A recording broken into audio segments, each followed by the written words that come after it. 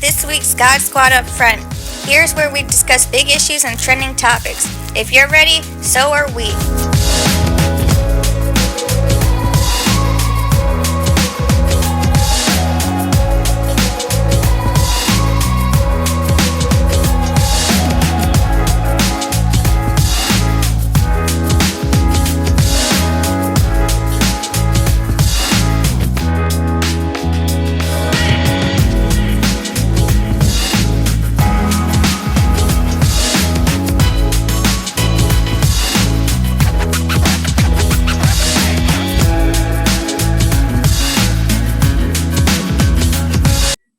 Welcome everybody. You're here today with the God Squad Up Front, and we are speaking today with Kaitlyn Shetler.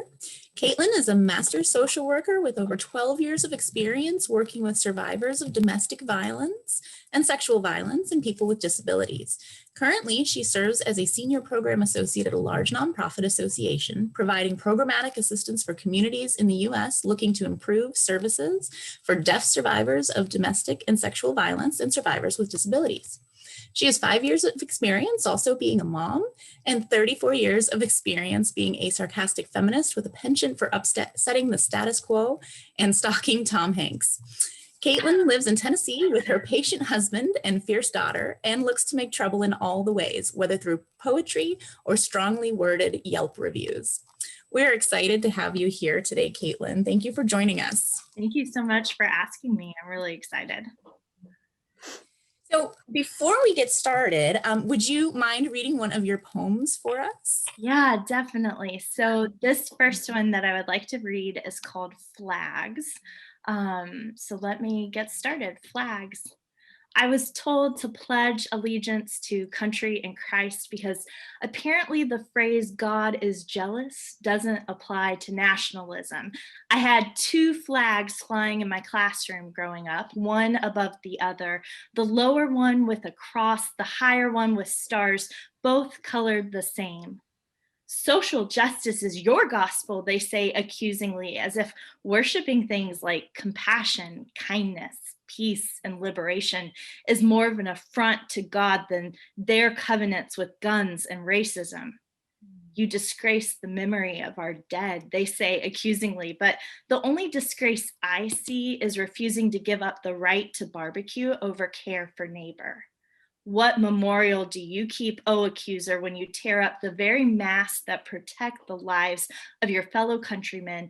Don't talk to me about disrespect. You don't deserve a ticker tape parade. And I can't pretend to know what God will say if I vow my loyalty to the golden rule instead of their amber grain, but I don't really care. Because if God flies flags in heaven, then I'll happily be called traitor, for the only freedom worth celebrating is one from supremacy and war. That's really nice. You hear? That was powerful. Thank you. Yeah. So one of the first questions that I have, I would love to know a little bit about your background. What is the story from how you started off? Because I understand that you started off in the church, right, with a church upbringing. And then you now grew up and are an adult who writes these amazing poems. What got you from point A to point B?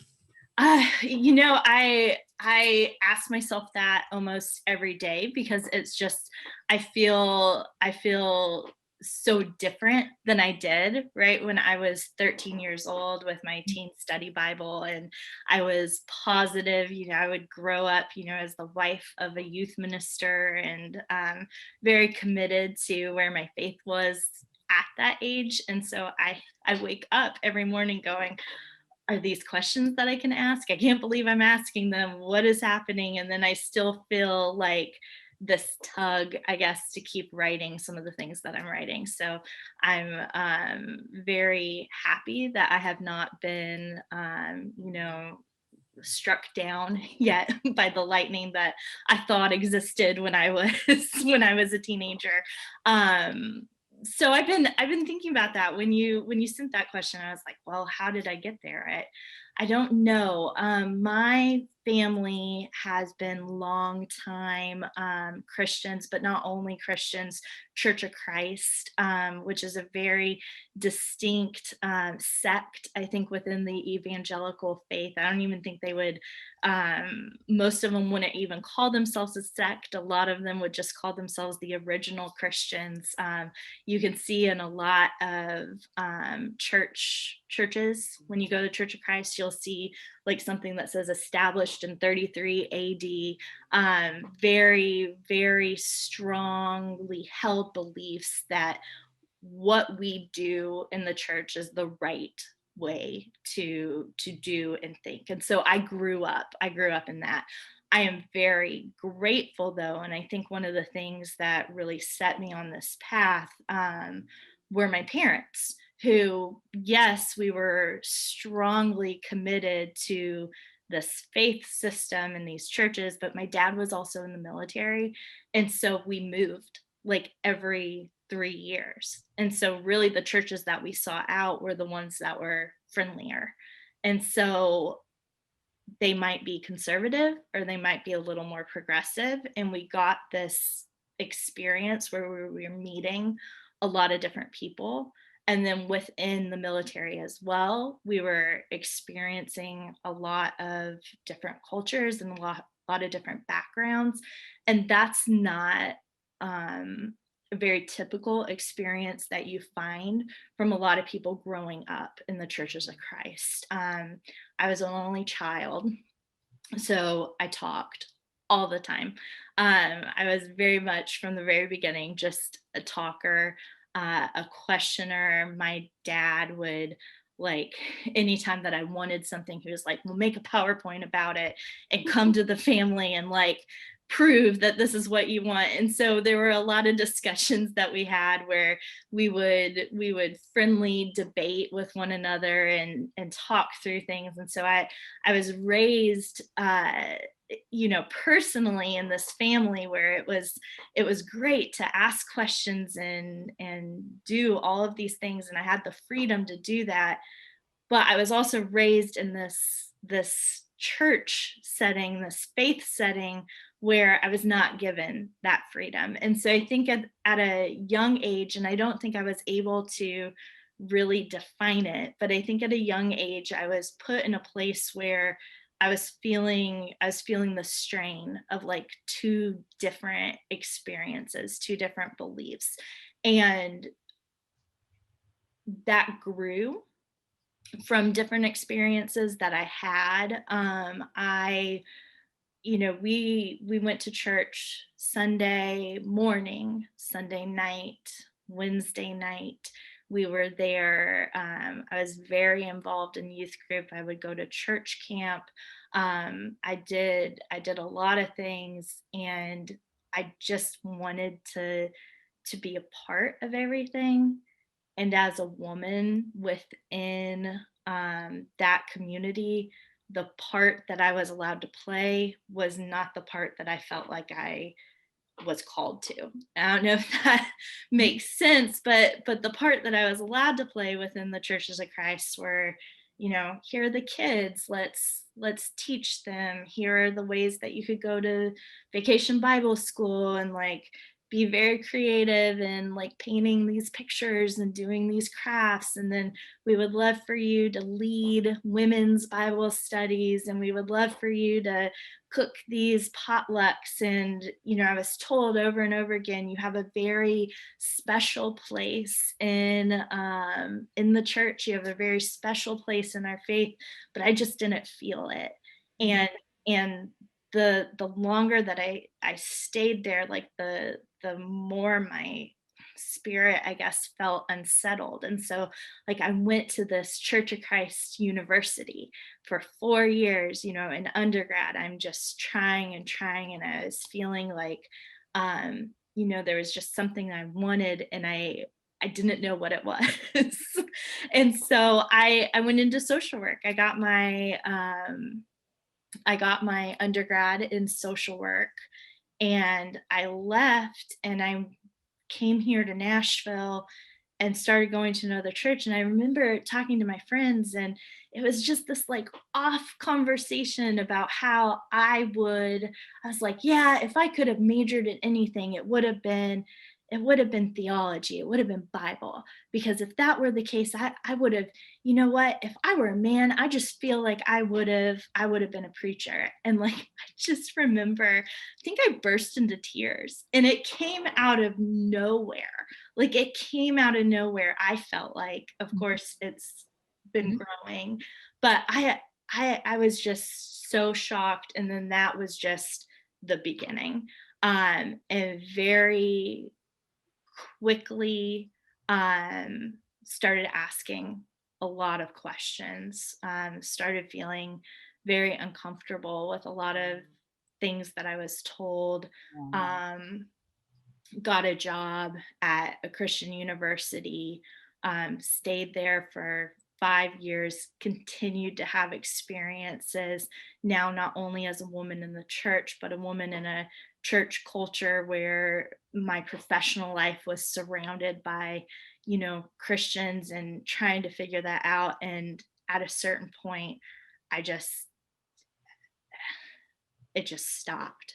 And I found myself in a situation where I wanted to get off the merry-go-round, but I didn't know what that meant. And so now I kind of feel like, okay, I have, but like my legs are so unsteady, and I don't really know where to go from here. And so a lot of what I was doing was just trying to write about it. It's just an experience of like, I felt so confused, and the only way to organize those thoughts was by writing them down. And so then I started doing that, and got a response that I just was not expecting, um, because I found that other people were feeling some of the same things. Um, and so I can't really, I mean, I could sit and talk about like specific experiences that I felt were like those really important points, but I look back and I think, well, it's all just a jumble. Like I just ended up here. I don't know where I'm going to go. I don't know who I'm going to be in like a year or so, but this is where I am now.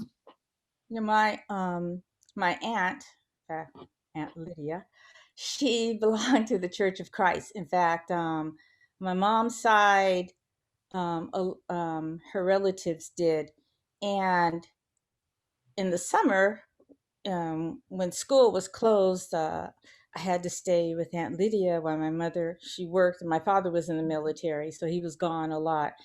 And it was very, we went to Sunday, summer school, Church of Christ, and it was very regimented, you know, and everybody kind of conform to the religious expectations of how you're supposed to act, whether or not you kind of went along with the program. And my mom, her father was a Church of Christ minister, as was my cousin. Wow. He has his church in Kentucky. And we went to Kentucky one summer, and I noticed that the people from the Church of Christ, they went to church a lot. And no television. I mean, there was just a lot of things involved. It was very communal. So there was a lot of activities to make up for what I guess normally people would do with their free time in the evenings. And it was a learning experience. It was a learning experience. But my mom, when she was 13, she became overwhelmed with her father and his teachings, and she left home when she was 13.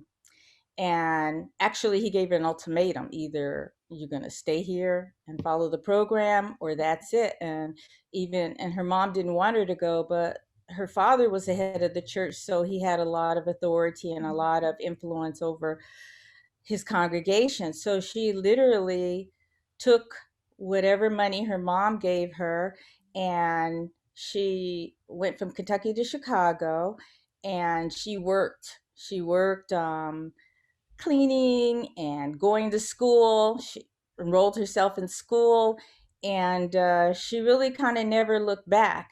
But when her sister moved to where we were living, she was very, very committed to the Church of Christ, but she was tough.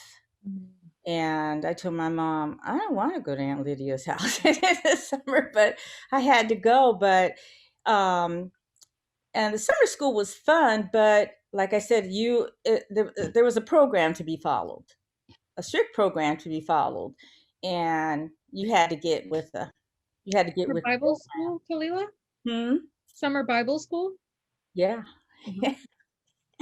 Wow. So I guess I really understand what you're saying, because when you have parents that are military, you're moving place to place, you get exposed to all different kinds of spiritual understanding, and it helps make the transition.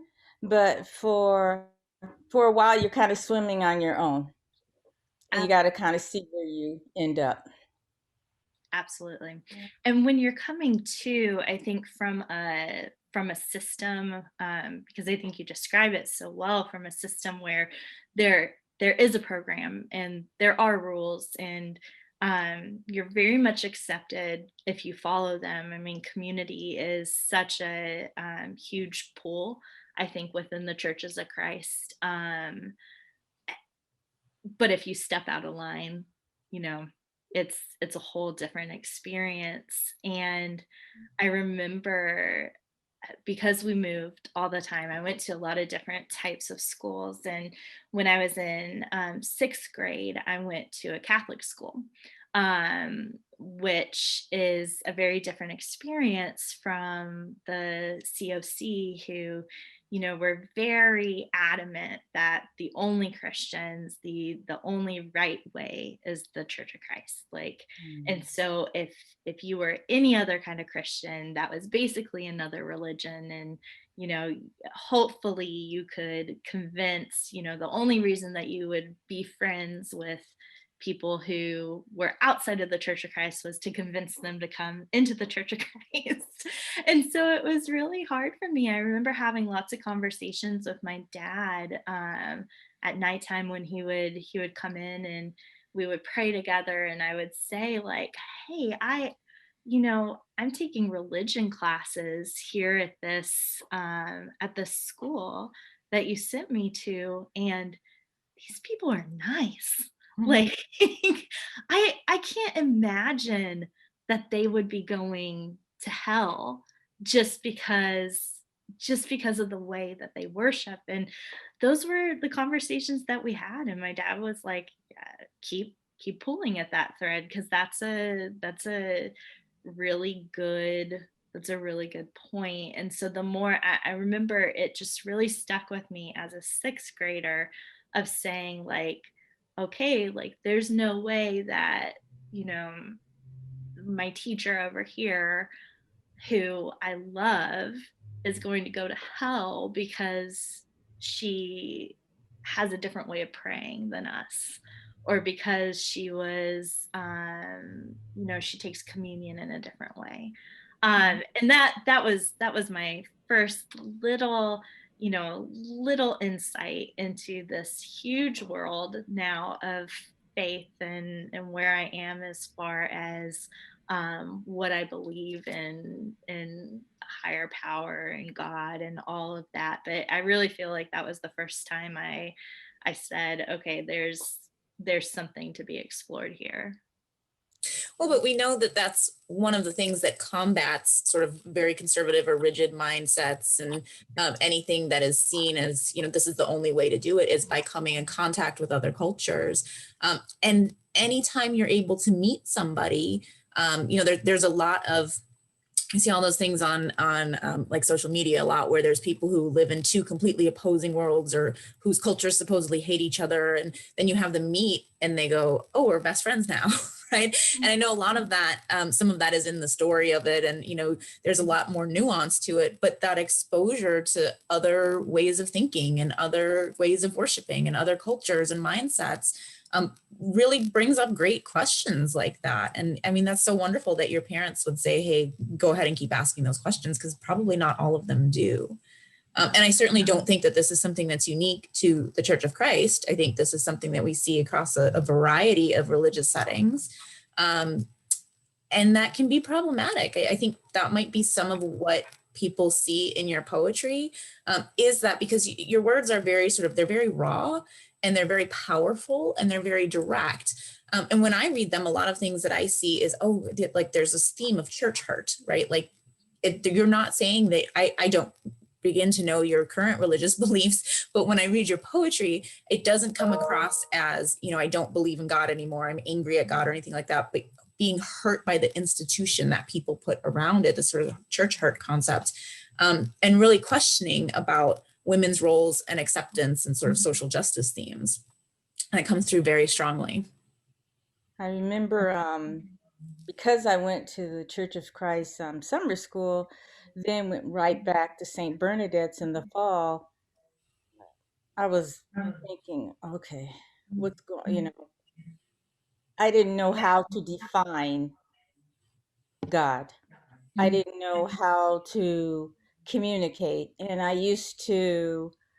there was a steep, steep hill you had to walk up to get home. And I used to walk up that hill talking, looking up in the sky saying, okay, God, tell me who you are. What's your name?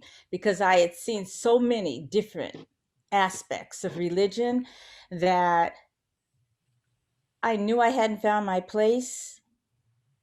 And the thing that Islam gave me was that we believe in the Torah, the Bible, and the Quran. So you got to bring, it's kind of an interfaith in itself. You got to bring all different points of spirituality.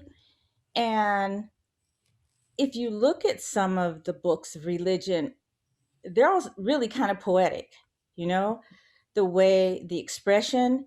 And I think that poetry is a passionate display of faith and ideas, what you believe in.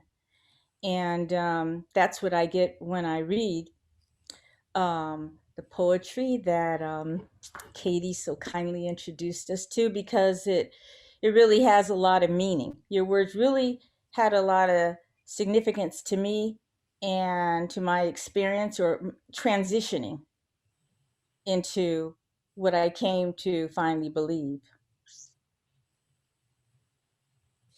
Can you speak a little bit? So I know you said I think you said you didn't expect the response that you got from your poetry.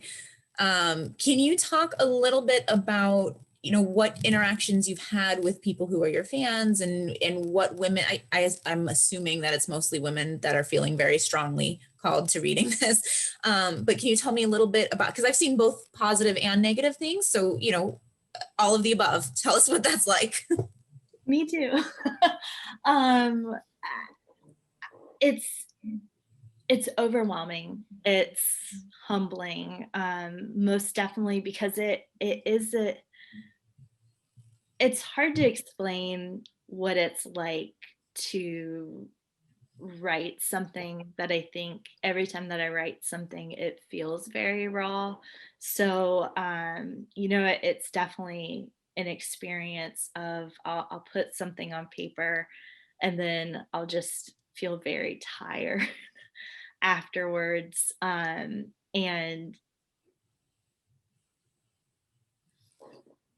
I'll look at it and go, where'd that come from? But it came from something deep that I wasn't able to express in any other way. And so that's something that I discovered about poetry. I haven't always been writing poetry. As a kid, I wanted to be a writer. I had like 800 journals that were only half filled.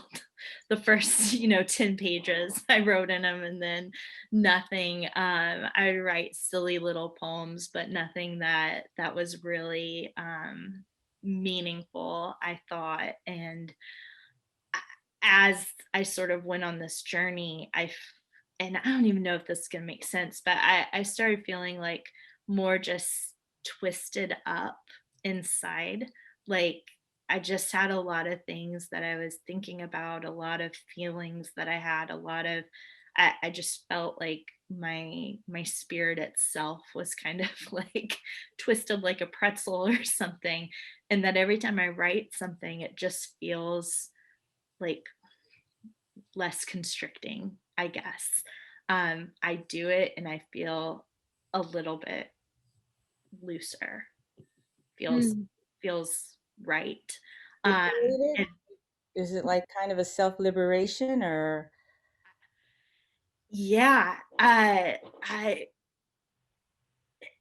mean, and it's weird talking about it like this, especially from a background where the COC we is very not charismatic.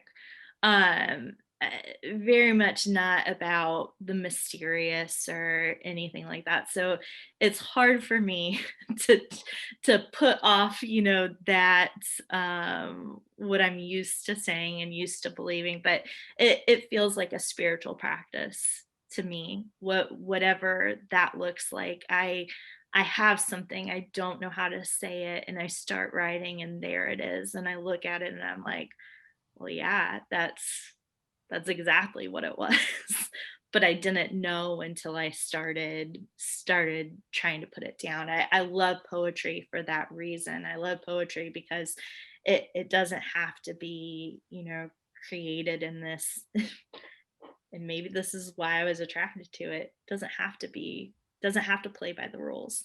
I had to play by the rules. I don't have to play by the rules here. I can talk about my faith and beliefs in a way that I've never been able to before. So when I started writing all of that, I did not expect anybody other than my friends who sort of knew that I was thinking through these things to really latch onto it. And so I would do this. I had a couple of friends who were like, "Yeah, this is great, blah blah blah." And then I remember, I think it was the Mary poem that really took off as far as people who felt touched by it. And I remember when I wrote it, I was just so frustrated. Like that's the other thing, that a lot of my writing just comes because like I feel so angry or so annoyed or so frustrated. But I think if I take all those feelings out, Katie, it's kind of like you said, it's just trauma. It's trauma, and it's trying to figure out, well, how do I bear that out in a way where it feels I feel freer, I feel lighter. And so I started writing that, and I got a response that I was not expecting, and I was like, okay, well, I'll put another one out there because for me, and maybe it was a selfish thing too, for me it was like I didn't realize other people were feeling this way. And like for the first time, here I am saying something and I feel listened to. And I have not. My whole life, as far as my spiritual journey has gone, have I ever felt listened to or seen or you know felt. I had not had an experience before that time where people were standing next to me saying, yes, that is what I feel too. So And yeah, go on. there's a parallel process I'm hearing, and a sense of resonance that that elicits a sense of awe, which I think is a spiritual experience, right? From particularly from a humanistic perspective. Is that it's funny that you coined it as selfish, because there's a benefit to us when we allow ourselves to be seen, and then the folks who see us, it resonates with them and they feel seen. That resonance is so powerful in terms of human connection, that it makes a lot of sense that it would provoke awe. It's really a neat process. I love the way that you said that. And I hadn't thought about it like that before. I think sometimes I try not to think about it because it feels overwhelming. Um, but I can't stop it. Mhm. I don't know.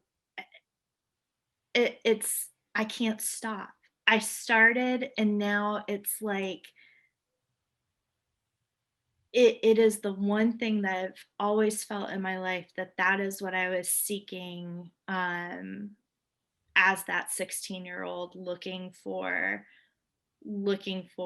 where my place was in heaven with God, as as a daughter of the king, whatever they told us at 16. This feeling of me saying, I need to keep writing it, I need to keep saying these things.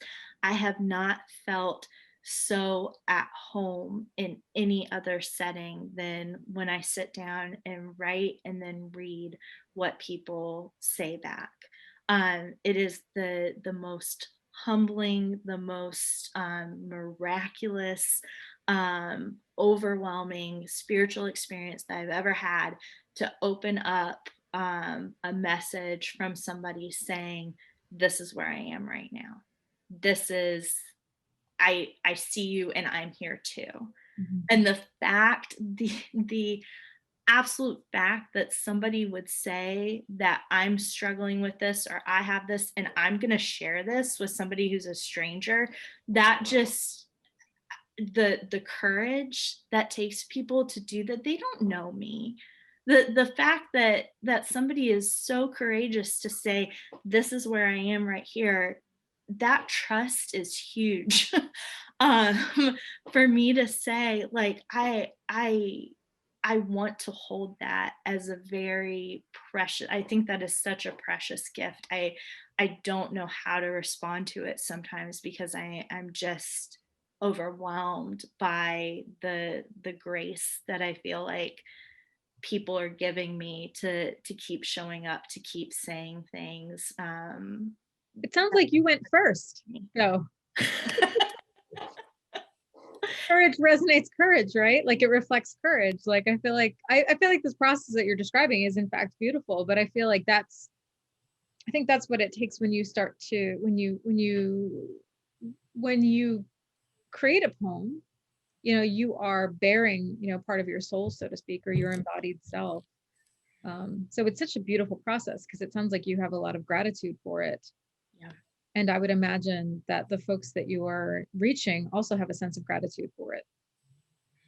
I am, I'm very honored anytime somebody comes to my page and chooses to interact. I am very, I think there's a part of me, and maybe this is the fighter part of me, that I get from my grandmother, who I absolutely adored, who is an extremely fierce woman, that I feel come out when people do choose to grace me with their presence, who are not so happy with the things that I am saying, who very much want me to know that.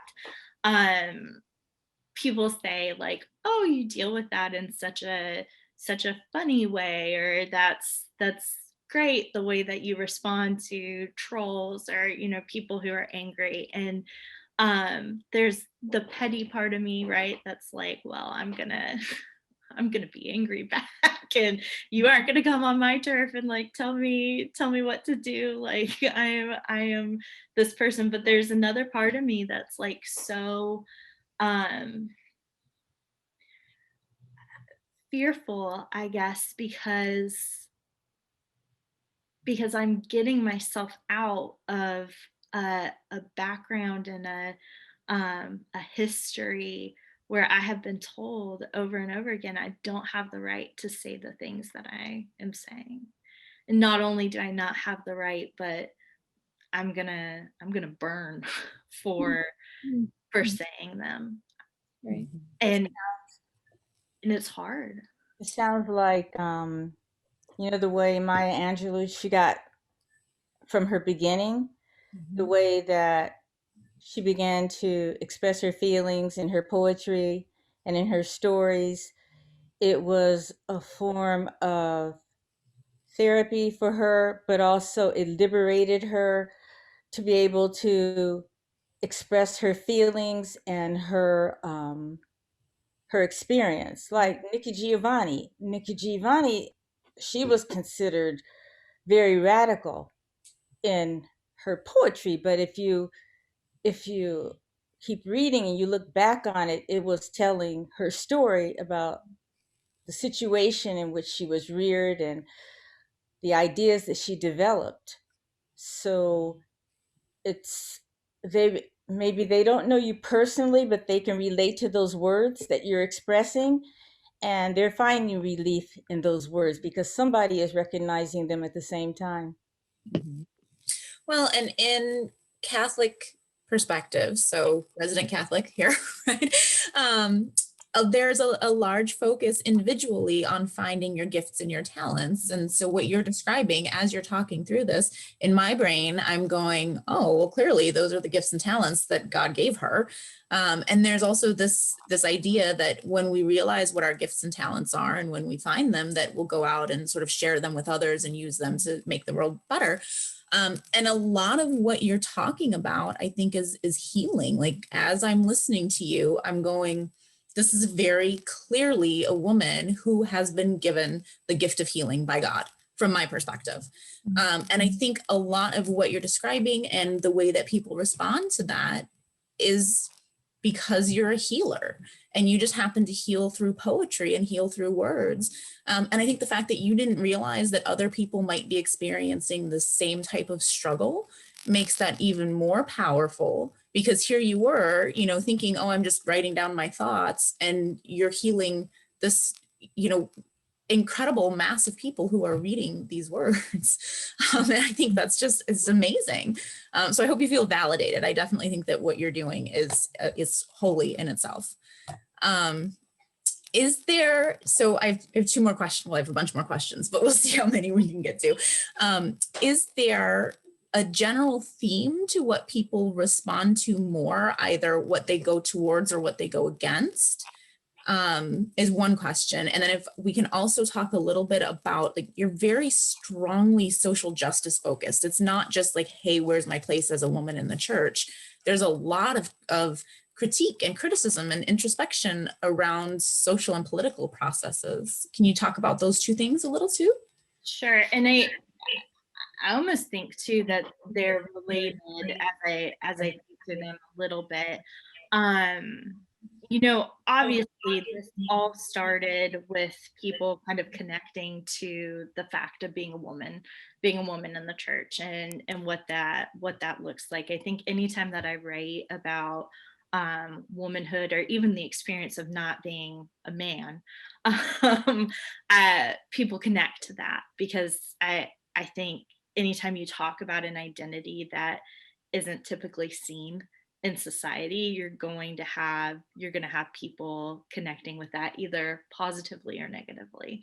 And so, that's where it started. And then the more that I sort of started talking, and really presenting a critique that, at least from my background, has never been critiqued, as far as, what does it mean to believe in God being this type of God, this vengeful type of God, and God as male, and then God as cisgender, and then God as white, and then God as, like, all of that. What does that mean? That means people are in a situation where they're vulnerable and marginalized and harmed, and violence is perpetrated against them. And to me, that doesn't sit well.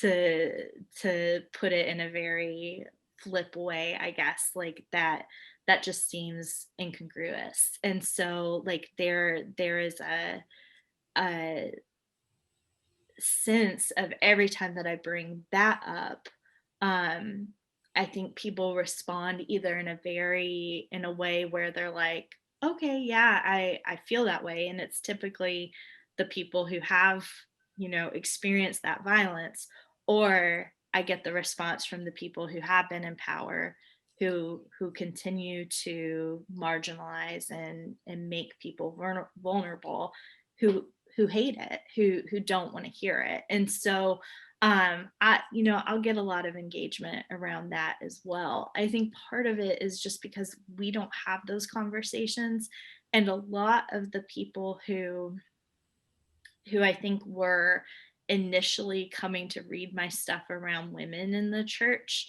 um if they chose to stick around, the more I was writing things about other things that were making them feel a little more uncomfortable.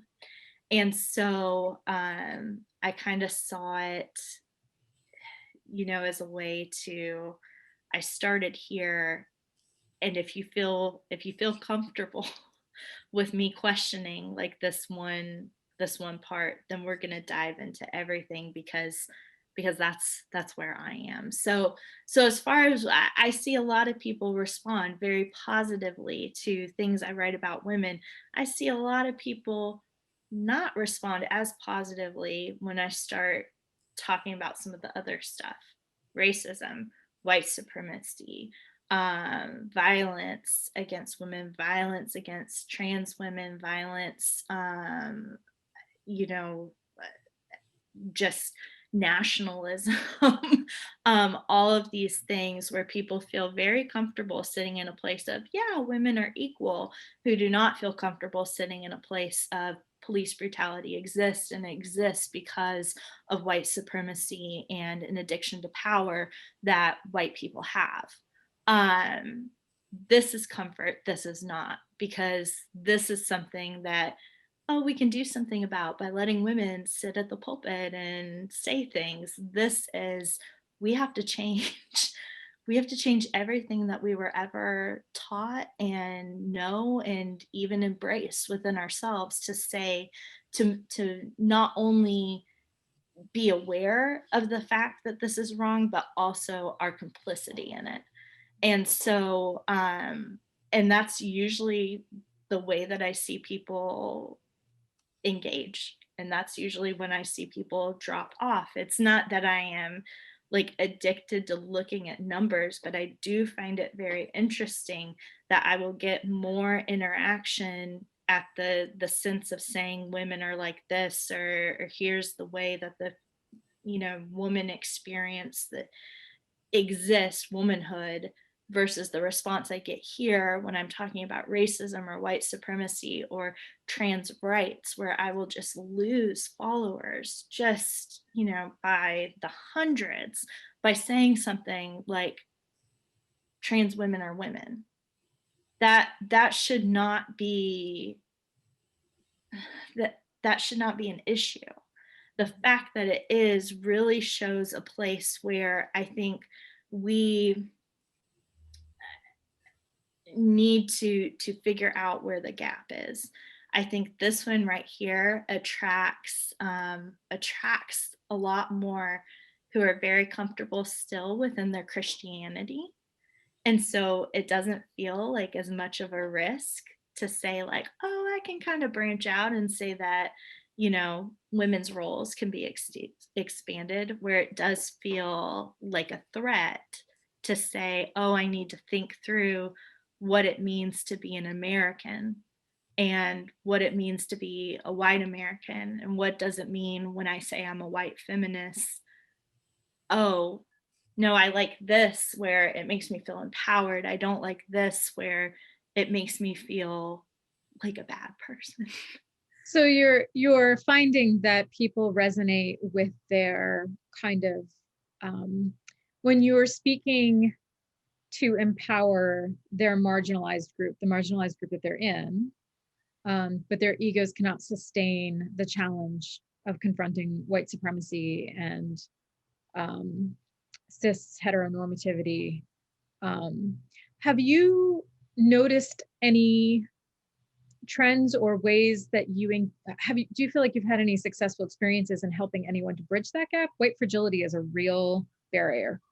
It's a real barrier. I will have people sometimes, and these are the people that I really appreciate and hope keep interacting with me. Is Mhm. I'll have people send me a message or write a comment about how they don't agree with me all Mhm. the time, but they still keep coming back to read because they think that it's helpful to have somebody that they really disagree with showing up on their page, and I'll take it. Like yeah, that's fine. I'm glad if you're reading because I know that that's where I started out. I was not at 16, 18, 20, 25, 23, 30. I was not somebody who was aware of privilege and so much so in a way that I think it was harmful. Yeah. Am I in a better place now? I'm aware of it. Am I less harmful? I want to be. I don't know if I am. Right. I'm going to continue to examine that and work towards not being, but a lot of that journey came from reading, because Yeah. for me that was reading and sitting with the discomfort, and so if I have any role to play in that, i Yeah. I feel okay with it. Now I lose a lot. I have people who, I mean, just personally, I've lost a lot of people who have blocked me, unfriended me, but I'm gonna keep speaking because I I think it's important, and I would hope that some of the people who are reading are people who don't start out agreeing with me. Um, Yeah. anyway. It's a What neat do you, bridge. I am a pretty big fan of validation, and I think it's really neat that the empowerment piece that you are, if white Christian women are empowered by some of what you're writing, they feel empowered. Then if they stick along for the ride, or if they say, hey, I disagree with you, and I was injured by that, or I was harmed by that, or I can't believe that you hold this belief, that if there's opportunity to engage and say, well, see how it sits with you, or do you have questions, or I think you might have questions. I think if you're building connections with folks and you are creating that validation, or to be connected and to resonate with another person, you are creating a sense of safety that allows someone to explore these really challenging beliefs. Racism is trauma, right? It's trauma for people directly experiencing it. By virtue of the bystander's conundrum, it's intrinsically traumatic to humans. It confronts the just world hypothesis. And so acknowledgement that everything we ever knew and held to be true is saturated in racism, is a really painful realization. It is, of course, more painful for the folks who are experiencing it directly. But if white Christian women are your audience, then sort of the gentle ferrying, and sort of it's almost like being a midwife to revelation. It's a neat position. I was just wondering if your readers, do they resent being called privileged, or how do they react to it? I mean, a lot of people, they don't want to believe that they're in a privileged position, and they object to someone pointing that fact out. They find it as more as an accusation instead of reality. How do you think your readers that sort of contest that your ideas about this, how do they express it? What are their feelings? If I'm writing an essay or a post or something about white supremacy or power, I think I wrote something very recently along the lines of the Atlanta shootings and the power and privilege and white violence and all of that came into place. And I had people just comment like, this isn't about power, this isn't about privilege. I don't think people understand that when they share whatever that I write, I can see every public share, so I can go through and see what comments are on other people's shares if they've made it public. And so that's been an interesting experience too,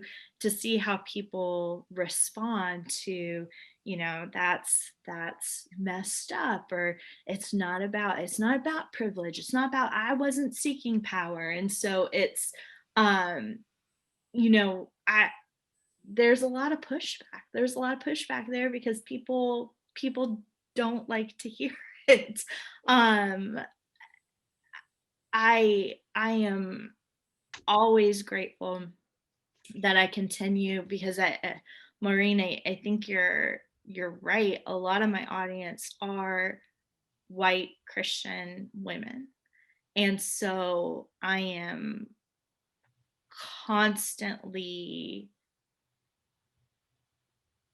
thinking about that as far as what I'm putting out to say, um, what is it that we need to hear? We need to hear a lot of really hard truths. Mhm. I think that there have been a lot of writers who get into a situation where they're like, I can't speak the truth, or I can't say this because I'm afraid of losing whatever this audience is. And I don't ever want to be in this situation. So I mean, I don't ever want to be in the situation where I have to sacrifice like my growth or my learning or the truth that I have come to know because I'm worried about what other people are saying.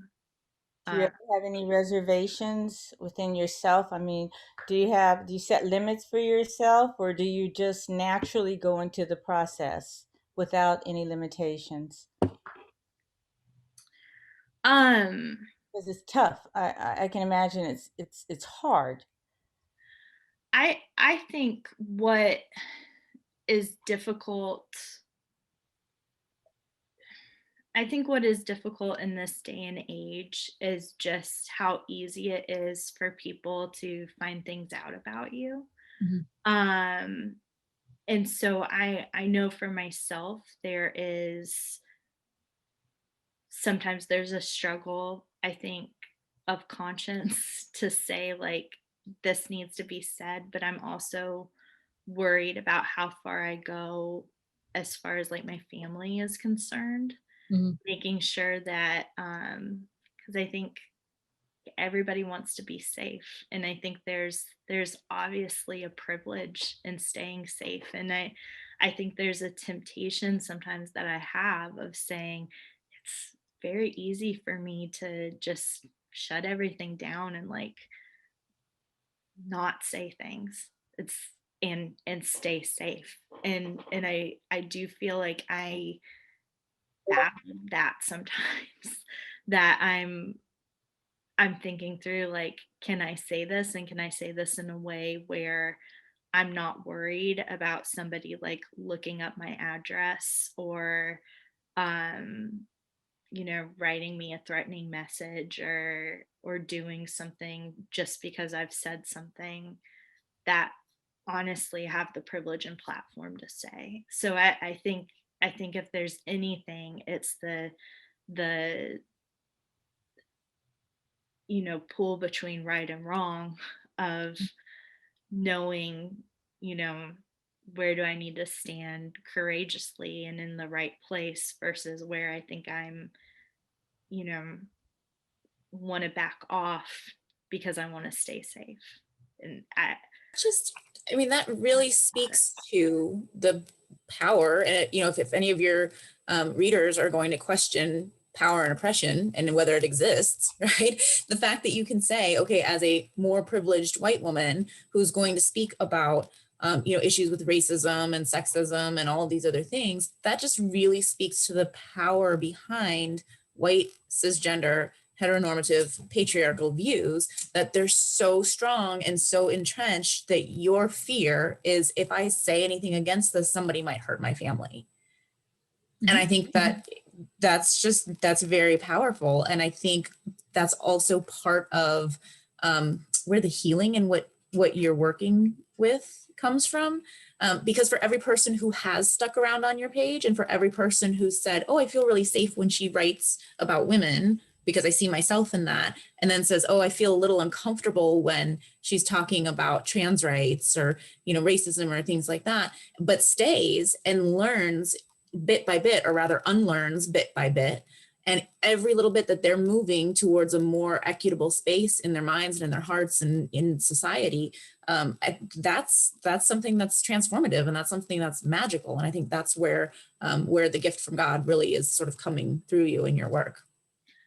I hope so, because I mean, honestly, I feel angry a lot. I feel angry and fearful, and some days I feel bitter, and some days I'm just, you know, so frustrated. I mean, you're talking about social justice, and like for me, it's just, I feel like I'm always at war within myself of figuring out like how to live a life where I am feeling the miracle and the peace of like, you know, talking about these things versus like I just feel angry. Like I feel so angry. I am, to me, and I know that there's a lot of people feel this way, and especially recently, and especially um, just as the world continues to burn, which has always been burning, but as it continues to, I just feel like every single day I just wake up madder and madder. It's like a combination of love and righteous indignation at the injustice that many of us, particularly, I was raised in a Catholic home as well, and I feel like justice was something that was held as a high ideal, and it isn't like we're not doing it, we're not actualizing it. And so I think I hear you writing with love and consideration of other humans, and also channeling that sort of sense of outrage and righteous indignation about the injustice. And I think those two things are totally comparable, right? That you can be loving and also say, this is bullshit. We're not doing this anymore.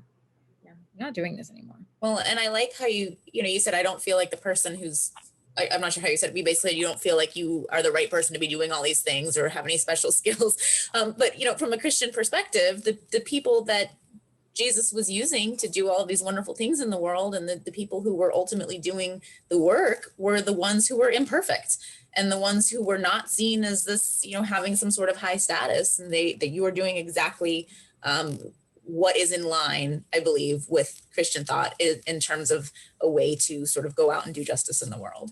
There's political poetry, and you talk about abuse and social and different other forms of social injustice as well as justice.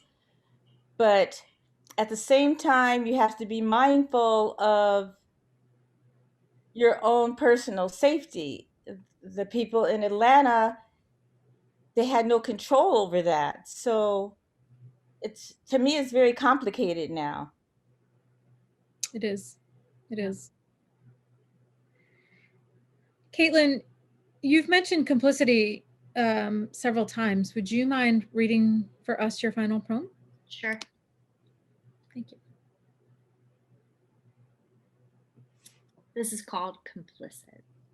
it shouldn't surprise me when they say, wait for the whole story, when they parade forgiveness under flags of white supremacy and Jesus, when they call challenge divisive and protest unbiblical, when they decry anger as the work of Satan, all while inviting Satan into their houses of prayer and judgment. And this type of response is a lukewarm peace for a lukewarm people. But it shouldn't surprise me because the God they worship is barely warm himself. Because allowing injustice under the guise of free will, this cowardly God vacillates between love and wrath, heaven and hell, blown by the winds of whoever bows down at his nail scarred feet. I will no longer tolerate their silence or give them the benefit of the doubt, because these good-hearted charlatans peddle gospels that leave people dead in the streets, all in the name of nice. Give me a God that rails at the silencers and unsettles the abusers. Give me a God abolishing systems instead of one pandering to his disciples. I want a God who riots for justice, not one who sits back and coddles your prejudice. There's a very clear message to everything that you're saying. I think I always say, like, I don't really know what I believe right now. Like I don't know where I am right now. But if I believe in anything right now, it's words. Um I don't know what that means. I think maybe there's something special to be explored there. But I know that the one thing I believe in right now is words. And I think you're exactly right. I think they have the power to heal, or they have the power to break, or they have the power to incite violence. They have the power to encourage people towards peace. So I heard several important takeaways in all of this conversation that we've had. I definitely heard the importance of cultural exposure and making sure that we're engaging with people who aren't the same as us, whether it's culturally, spiritually, or otherwise. I heard a lot about the power of being seen and heard to heal trauma, and just really that recognition. And the importance of questioning and having critical thought around what you know and what you think you know. And then the bravery really to speak up and challenge some of that, and the willingness to continue showing up to do the work. So we are just so grateful that you have been here to speak with us today, Kaitlyn, and we love the work that you're doing. Please keep doing it. Well, thank you so much for having me. This was a wonderful conversation. Awesome. Thank you so much for being with us. During this last week of filming The God Squad, we received news of violence in Atlanta, Georgia against our Asian and Pacific Island neighbors, committed by a white man who was hosting misogynistic and racist sentiments. We consider this form of white terrorism of white men in particular against communities that are considered threatening to them in one way or another. We also consider a contribution to this the anti-Chinese rhetoric perpetuated by the last presidential administration. And so we want just to draw your attention to check in on your Asian and Pacific Island friends. Make sure that our community members and our neighbors are doing okay in the midst of this atrocity. And to remind folks that the only way that we can really take a stand against this type of racism and white terrorism is to check our friends and neighbors and make sure that we're using person-centered language and being kind and considerate to our friends and neighbors who are, whom others might have biases and prejudices against. In the last 4 years, it's become devastatingly normal to perpetuate racist, xenophobic language. And this has made acts of violence against communities that are not white, Anglo-Saxon, and Protestant that much easier. The conflation of Americanism and xenophobia is overwhelming and terrifying, and we want to do everything that we possibly can to challenge that. And I like to say that also in the past 4 years, we've heard really disgusting statements that put people in certain categories, like Mexican rapists or Islamic terrorists. And especially after the pandemic began, the insults against the Asian I know. community. I hope to do a future God Squad upfront discussion about what we can personally and individually do to curb the terrorism that has cropped up in the last. It's been around for decades, but it's really taken on a whole new frequency and intensity over the last 4 years. So one day I hope to get further into that to help our viewers notice it and be able to intervene in various ways. Oftentimes we categorize these things as being somebody else who did this. So, we would never do this out, that's someone who was mentally ill or somebody who was violent. And the truth of the matter is that a lot of this does come from dominant white heteronormative patriarchal culture. And we are all in some way complicit in that. And I think our discussion today with Kaitlyn taught us a lot about standing up, speaking out, and not being complicit. And Khalila's entirely right. We have to make sure that we're checking ourselves, we're checking our own biases, and we're also checking our friends, family, and neighbors, even if it makes people uncomfortable, because having those difficult conversations and holding us all to a higher standard and making sure that we are creating a more equitable and just society means that everybody is safe. And it's incumbent on each of us to take action to do something about that.